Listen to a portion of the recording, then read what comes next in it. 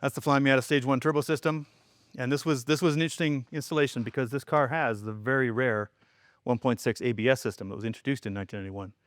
And that taught us a couple of things about installing these, different bits and pieces that are slightly different on the installation, which is great because it means that now when someone calls up and say, I'm installing one of your turbos on my 1.6 with ABS, we can say, yes, we know about this particular thing and that particular thing. So that is part of the purpose of this car, is not just to test parts, but also to educate our customer service guys so they can actually give you better technical support. One of the questions that we got about this is how many products have been tested on this car?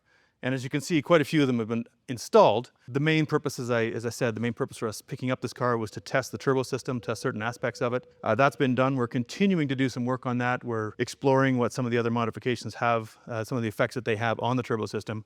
We're discovering that the new turbo manifold that we designed as part of our current kits, the one that flows so much better than the other ones, is developing more power at lower boost. We're learning what that means in terms of some of the other changes, such as exhaust changes. And so this car is being used for that. It's also being used to test some suspension parts. It gets used for just plain measuring and that sort of thing on a regular basis. The guys come out here and they're measuring weird stuff all the time. So this acts basically as a reference for Flyin Miata, as well as a bunch of the other cars that are in our fleet here.